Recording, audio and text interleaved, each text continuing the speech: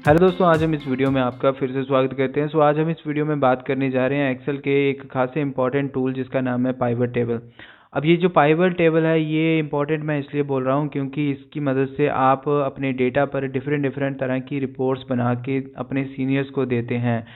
तो अगर आप एक्सेल में कहीं पे जॉब करते हैं और आपका सीनियर ये बोलता है कि मेरे को इस डेटा पर इस क्राइटेरिया के बेस पर एक रिपोर्ट बना के दो, तो आप ये काम कैसे करेंगे? बेसिकली अगर आपको पाइवट टेबल की नॉलेज है तो ये काम आप काफ़ी इजीली अच्छे तरीके से कर सकते हैं।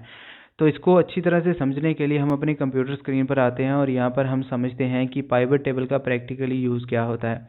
बेसिकली दोस्तों, किसी भी ऑर्गेनाइजेशन में आप काम करते हैं उसके पास किसी ना किसी तरह का डेटा होता है जिस पे वो रिपोर्ट आपसे मांगते हैं और आपको रिपोर्ट बना के देनी होती है। ठीक है, तो वो रिपोर्ट बनाने के लिए ही हम पाइवट टेबल का यूज़ करते हैं। तो डेटा हमारे पास यहाँ पर एग्जांपल के लिए है किसी सेल्स का। ठीक है, तो यहाँ पर आप देख रहे हैं किसी कंपनी की सेल्स दर्शा रहा है और इस डेटा की एंट्री हुई है। अब ये डेटा बेसिकली बहुत ज़्यादा है। यहाँ पर अगर मैं सबसे नीचे चला जाऊँ इस डेटा के, तो ये कुछ 28,604 रॉज का डेटा है।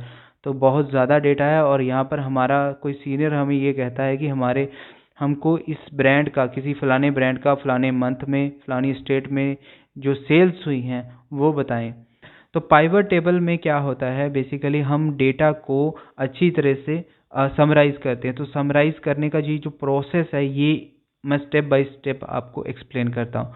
इसके लिए हमें क्या करना पड़ेगा, इसके लिए हम इस डेटा को सबसे पहले सिलेक्ट कर देते हैं। पाइवट टेबल बनाने के लिए कंट्रोल A किया, सारा डेटा हमारा सिलेक्ट हो चुका है। इसके बाद इंसर्ट टैब में हम जाएंगे और यहाँ पर सबसे पहला ऑप्शन है पाइवट टेबल का, इस पर क्लिक करेंगे और यहाँ पर हमारे पास ये जो डायलॉग बॉक्स है ये ओपन हो चुका है। यहाँ पे पूछ रहा है choose the data that you want to analyse. तो ये पूरी रेंज है इस डेटा की जो कि मैंने सेलेक्ट की है। उसके बाद यहाँ पे choose where you want the pivot table to be placed. तो हमें ये जो पाइवट टेबल की रिपोर्ट है एक न्यू वर्कशीट पे चाहिए। तो इसके लिए हम एज इट इज़ यहाँ पे टिक रहने देंगे। अगर मुझे इसी वर्कशीट पे चाहिए तो एग्जिस्टिंग कर दूंगा, बट फिलहाल के लिए मैं न्यू वर्कशीट लेता हूँ और यहाँ पे ओके कर देता हूँ।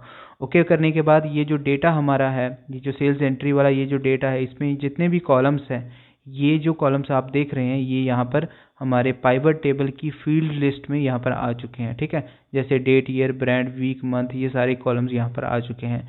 अब दोस्तों समझने वाली बात ये है कि ये जो हमारी 4 फील्ड्स हैं इनका यूज़ हमें आना चाहिए। ठीक है, बट उससे पहले हम ये समझ लेते हैं कि जो रिपोर्ट हम बनाते हैं डेटा पर वो क्या होती है, किस तरह की रिपोर्ट हमें कोई कह सकता है बनाने के लिए। तो बेसिकली रिपोर्ट बनाने का मतलब ये होता है कि जैसे कोई कंपनी है, जैसे ये सेल्स रिलेटेड डेटा है, तो इसका हमें एक क्राइटेरिया दिया है हमारे सीनियर्स ने। जैसे कि हमें नाइकी ब्रांड की फरवरी मंथ में जो आंध्र प्रदेश है वहाँ पे जो सेल्स हुई हैं वो कितनी हुई हैं, कितनी क्वांटिटी में हुई हैं। तो ये हमारा एक क्राइटेरिया है जिस पे हमें रिपोर्ट बनानी। इसके लिए हम क्या करेंगे, हम ब्रांड को, ठीक है, ब्रांड को सिलेक्ट करेंगे, मंथ को सिलेक्ट करेंगे, स्टेट्स को सिलेक्ट करेंगे और इन चारों कॉलम्स में कुछ ड्रैग करेंगे और उसके बाद हम रिपोर्ट बनाएंगे। ठीक है, तो क्राइटेरिया आपको समझ आ चुका है कि हमें एक क्राइटेरिया मिला है, उसकी रिपोर्ट बनानी है। बट रिपोर्ट बनाने के लिए हमें ये समझना पड़ेगा कि ये जो कॉलम्स हैं इनको ड्रैग किस तरह से करेंगे इन चारों बॉक्सेस में। तो ड्रैग कुछ इस तरह से करेंगे कि पहले तो हम ये समझ लेते हैं कि हम जब किसी कॉलम को ड्रैग करते हैं इन बॉक्स में तो होता क्या है। देखिए, फिल्ट्रेशन मैं पहले नहीं समझाऊंगा, बाद में समझाऊंगा। पहले हम कॉलम, रॉज और वैल्यूज़ को समझ लेते हैं। अगर मैं देखिए किसी कॉलम को ड्रैग करता हूं कॉलम में, तो आप देखेंगे कि यहाँ पर इस कॉलम में जो भी हमारे डेटा है वो कुछ इस तरीके से कॉलम में आ चुका है, कॉलम में आएगा। ठीक है, अगर मैं इसी ब्रांड को उठा के रॉज में फेंक देता हूँ तो हमारा जो डेटा उस पूरी कॉलम में कुछ इस तरीके से रॉज में आ जाएगा। ठीक है, उसी तरह से आपने अगर किसी और कॉलम को, जैसे मैं मंथ को उठाया और यहाँ पे फेंक दिया, तो आप देखेंगे कि जितने भी मंथ मैंने इस शीट में हैं वो सभी जो हैं यहाँ पर आ चुके हैं और ये कॉलम्स में आए हैं। तो कॉलम और रॉज में कंफ्यूज मत होना। एज ए बिगिनर थोड़ा बहुत कंफ्यूजन होती है, मैं समझता हूँ, बट अगर आप प्रैक्टिस करेंगे तो चीज़ें आपके लिए आसान हो जाएंगी। ठीक है, तो रॉज और कॉलम में हम अपने डेटा की कॉलम जितनी भी होती हैं वो ड्रैग करते हैं। अब इसके बाद दोस्तों लास्ट हमारे पास आता है वैल्यूज़। तो बेसिकली वैल्यूज़ में हम कौन सा कॉलम ड्रैग करते हैं जिसमें हमारे पास नंबर ड्रैग होते हैं। जैसे ये जो हमारा कॉलम है ये पूरा नीचे तक, ये बेसिकली इसमें सारे नंबर हैं, अमाउंट में भी नंबर हैं। तो जो भी हमारा अमाउंट वाला कॉलम होता है वो बेसिकली वैल्यूज़ में ही जाता है, क्वांटिटी और अमाउंट हमारा यहाँ पे जाएगा, ये कॉलम या रॉज में नहीं जाएगा, ठीक है। तो गलती से ऐसा मत कर देना। अगर आप ऐसा करते हो तो जैसे कि मैं क्वांटिटी को रॉज में फेंकता हूँ तो आप देखेंगे कि नंबर जो है ये कुछ इस तरीके से आ चुके हैं, तो ऐसा मत कीजिए, ठीक है। तो जो जहाँ पे जाएगा उसे वहाँ पे ही जाने देना है।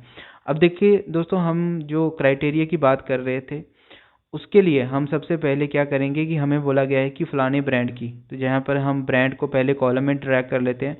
उसके बाद हमें बोला गया कि मंथ, फ़लाना मंथ होगा, फ़लानी कोई स्टेट होगी। तो हम ड्रैग करके, ठीक है, हम अपने डेटा को कॉलम और रॉज में ड्रैग करके देख लेंगे कि हमें वो डेटा किस तरह से बढ़िया दिख रहा है। अगर हम स्टेट को भी, क्योंकि स्टेट भी हमें क्राइटेरिया में मिली है, तो हम हो सकता है कि स्टेट को भी यहाँ पर रॉज या कॉलम में ड्रैग करके देख लेंगे, ठीक है। तो यहाँ पर रॉज में हमने ड्रैग की है। अब इसके बाद हम सेल्स देखना चाहते हैं और हमारी सेल्स आती है अमाउंट में, तो अमाउंट बेसिकली हमारी वैल्यूज़ में, यहाँ पे टिक करूँगा तो ऑटोमेटिकली ये वैल्यूज़ में चली जाएंगी, ठीक है। तो कुछ इस तरीके से हमारी रिपोर्ट बन के रेडी हो चुकी है।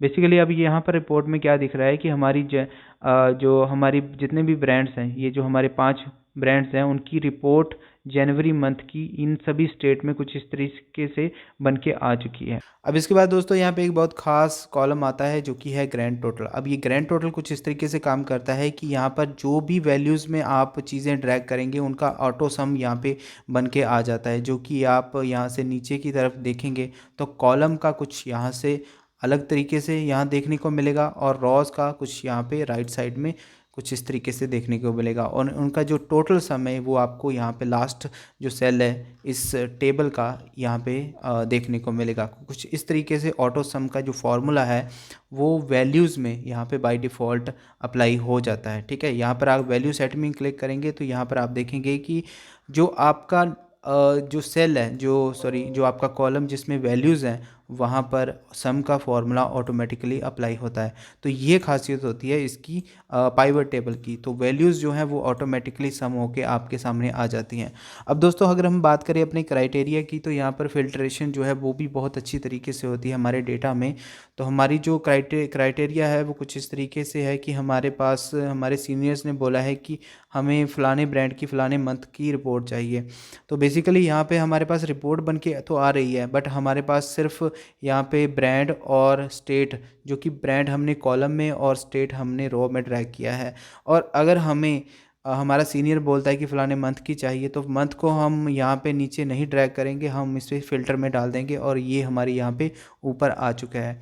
तो हमारे पास यहाँ पे 3 फिल्ट्रेशन है, कॉलम के लिए हमारे पास है और रॉ के लिए है, और यहाँ पर एक अलग से फ़िल्टर हमारा मंथ वाला आ चुका है।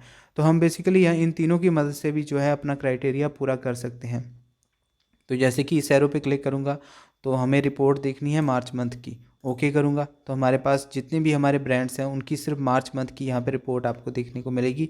और अगर हमें क्राइटेरिया कोई एक स्टेट का मिला है तो यहाँ पे टिक करूँगा और यहाँ पे मैं कोई एक स्टेट सेलेक्ट कर लेता हूँ, जैसे आंध्र प्रदेश। तो ये हमारे पास आंध्र प्रदेश की सभी ब्रांड्स की रिपोर्ट है। और अगर मुझे किसी पर्टिकुलर ब्रांड की चाहिए तो मैं इन एरो पे क्लिक करने के बाद ये जो फिल्ट्रेशन यहाँ पे आ चुकी है, यहाँ पे सिलेक्ट को अनसेलेक्ट करूँगा, किसी एक ब्रांड को चूज़ करूँगा और ओके कर दूँगा। अब इसके बाद दोस्तों यहाँ पे हमारे पास ये छोटी सी रिपोर्ट बन के आ चुकी है। और अगर हमने देखना है कि किन किन कस्टमर्स में आंध्र प्रदेश में मार्च मंथ में सेल किया है, तो यहाँ पर कस्टमर वाला हमारा एक कॉलम है, इसको भी हम यहाँ पे रॉज में ड्रैग कर देते हैं। तो आप देखेंगे कि यहाँ पर हमारे पास एक ही कस्टमर है जिसने हमारी इतनी सारी सेल कर दी है। और इसके अलावा अगर हम यहाँ पे चेंज करते हैं मंथ को, तो मंथ को हम चेंज करते हैं जनवरी में, ओके कर देते हैं। तो हमारे पास यहाँ पे 2 कस्टमर्स हैं जिनने हमारी सेल्स की है कुछ इस तरीके से, और उनकी ये कुछ वैल्यूज़ यहाँ पे बन के आ चुकी हैं, ठीक है। तो अगर हम यहाँ पे एक और चीज़ है क्वांटिटी, और क्वांटिटी को भी यहाँ पे ले लेते हैं तो हमारे पास क्वांटिटी भी आ जाएगी और साथ में हमारे पास वैल्यूज़ का सम भी आ जाएगा, ठीक है।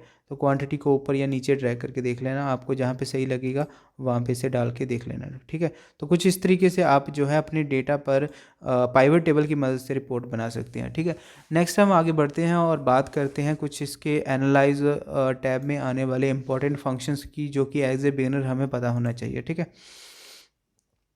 अब दोस्तों यहाँ पर हमारे पास जो एनालाइज टैब में ऑप्शन आते हैं, उसको समझने के लिए सबसे पहले तो हम डेटा को पहले जैसा ही नॉर्मल कर लेते हैं, ठीक है।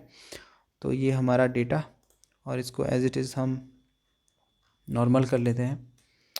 तो ये नॉर्मल हो चुका है, हमारे पूरे डेटा की सेल्स जो है वो शो हो रही हैं, सभी ब्रांड्स की, सभी मंथ के हिसाब से यहाँ पे सेल्स आ रही हैं। तो इस तरह से हम अपने डेटा को आ रही हैं। अब इसके बाद हम बात करते हैं अपने एनालाइज टैब में आने वाले कुछ इंपॉर्टेंट फंक्शंस की। तो यहाँ पर दोस्तों देखिए, ये हमारा पाइवर टेबल नेम है, और यहाँ पर अगर हम इसे चेंज करना चाहें तो नेम को चेंज कर सकते हैं। यहाँ पे हमारा एक्टिव सेल है, और ये सेल हमारा कहाँ पे है, वैल्यूज़ के अंदर। और यहाँ पे अगर मैं एक्टिव फील्ड में जाऊँ तो यहाँ पे सम ऑफ अमाउंट आ रहा है, और अगर मैं फील्ड सेटिंग पे क्लिक करता हूँ तो यहाँ पर मैं फार्मूला कोई चेंज कर सकता हूँ, क्योंकि वैल्यूज़ में हमारे पास एक ही फार्मूला बाय डिफ़ॉल्ट अप्लाई होता है, जो कि है सम का। तो अगर आप कोई और फार्मूला अप्लाई करते हैं तो यहाँ से आप अप्लाई कर सकते हैं। ओके, नेक्स्ट हम आगे बात करते हैं इंसर्ट स्लाइसर की। तो ये भी काफ़ी इम्पॉर्टेंट टूल है। अगर आप अपने डेटा पर जल्दी रिपोर्ट्स देखना चाहते हैं तो इंसर्ट स्लाइसर पर क्लिक कीजिए, और यहाँ पर आपको ये जो कॉलम्स हैं ये आपको यहाँ पे भी देखने को मिलेंगे। यहाँ पे अगर आपको ब्रांड वाइज, मंथ वाइज या स्टेट वाइज यहाँ से रिपोर्ट चाहिए तो ओके कर दें, 3 स्लाइसर यहाँ पे आपके पास आ जाएंगे, और उसके बाद आपको इन स्लाइसर्स को कुछ इस तरीके से अरेंज कर देना है। अरेंज करने के बाद यहाँ पे आपने चेक करना है अपने डेटा में, जल्दी रिपोर्ट्स बना के देखनी है।